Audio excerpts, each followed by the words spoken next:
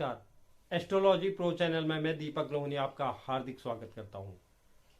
पुनः से आपके साथ एक नए रोचक जानकारी के साथ उपस्थित हुआ हूं, जिसमें मैं आज आपको बताऊंगा लग्न अधियोग और चंद्र अधियोग के बारे में। यह कैसे निर्माण होता है और यह व्यक्ति को बहुत सफलता प्राप्त करवाता है। ऐसे व्यक्ति अपने जीवन में बहुत सफलता प्राप्त करते हैं, तो व्यक्ति के जीवन में यह स्थिरता प्रदान करते हैं। यह अगर लग्नादि योग होता है व्यक्ति के जीवन में, तो वह व्यक्ति को स्थिरता प्रदान करता है हर क्षेत्र में। अगर इस मृत्युलोक में जन्म लिया है तो परेशानियां आना स्वाभाविक है, लेकिन आदमी उन परेशानियों के बाद भी उससे उबर जाता है।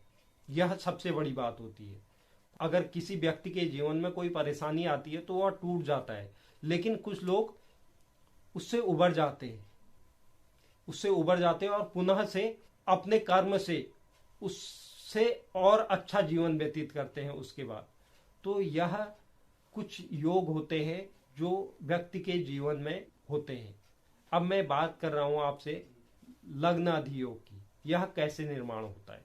तो उससे पहले आप अगर कोई दर्शक मेरे चैनल पर नए हैं तो मेरे चैनल को लाइक कीजिए, शेयर कीजिए, सब्सक्राइब कीजिए और बेल आइकन को जरूर दबाइए, जिससे आगे आने वाली वीडियो का नोटिफिकेशन आपको प्राप्त हो। तो चलिए शुरू करते हैं आज का कार्यक्रम। लग्न अधियोग यह कैसे बनता है। अगर कुंडली में लग्न से छठे, सातवें और आठवें भाव में शुभ ग्रह बैठ जाते हैं। एक एक शुभ ग्रह अगर लग्न से छठे, सातवें और आठवें भाव में अगर बैठ जाते हैं तो लग्न अधियोग का निर्माण हो जाता है। लग्न अधियोग व्यक्ति के जीवन में स्थिरता प्रदान करता है। अब जैसे मैं आपको समझाने का प्रयास करता हूं, जैसे लग्न से छठे, सातवें और आठवें भाव में अगर कोई शुभ ग्रह बन जाता है, इस साइन का निर्माण हो रहा है, तो यह व्यक्ति के जीवन में स्थिरता प्रदान करता है। अब आपने देखा होगा कि जैसे आप अगर कभी समुद्र के किनारे जहां जहाजों को रोका जाता है, आपने गौर किया होगा जहाजों को रोका जाता है, तो उसमें जहाज को रोकने के लिए ठीक इसी तरह की एक आकृति, आप गौर करना इस चीज, लोहे से बनी हुई जो आकृति, वह जहाज को स्थिरता प्रदान करता है। वह पानी में उसे चलने नहीं देता, वहां पर स्थिर करके रोका रहता है। तो यही एक कुंडली में भी इस तरह का योग का निर्माण होता है। वह व्यक्ति के जीवन में स्थिरता प्रदान करता है, तो इसे लग्ना अधियोग कहते हैं। उम्मीद करता हूं कि एक छोटे से उदाहरण के जरिए मैंने आपको समझाने का प्रयास किया।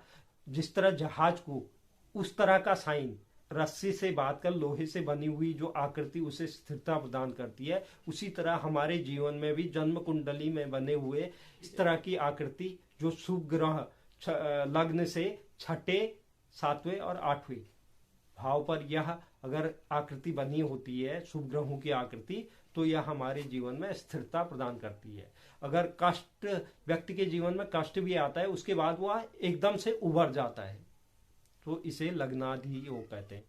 इसी तरह से चंद्रादि योग, अगर चंद्रमा से छठे, सातवें और आठवें भाव में अगर कोई शुभ ग्रह बैठे हुए हों तो चंद्रादि योग का निर्माण होता है। जिस तरह से लग्नादि योग का निर्माण होता है, ठीक उसी तरह से चंद्रादि योग का भी निर्माण होता है। छठे, सातवें और आठवें भाव में चंद्र से कोई शुभ ग्रह बैठे हो तो चंद्रादि योग का निर्माण होता है, जो व्यक्ति के जीवन में स्थिरता, संपन्नता और उस व्यक्ति के हौसले और जज्बे को बढ़ाता है। तो जो मैंने आपको समझाने का प्रयास किया, इस बारे में आप समझ गए होंगे इन दो योगों का निर्माण कैसे होता है। सामान्य तरीके से मैंने आपको समझाने का प्रयास किया, उम्मीद करता हूं कि समझ गए होंगे। और आगे आने वाले समय में भी मैं इसी तरह के वीडियो आपके लिए लाता रहूंगा। और अगर आपको अपनी परेशानियों से संबंधित कोई प्रश्न आपके मन में उठ रहा है और आप जानना चाहते हैं उस परेशानी के बारे में, आप कमेंट बॉक्स में लिखिए। मैं आगे आने वाले समय में उसका उत्तर जरूर दूंगा। धन्यवाद।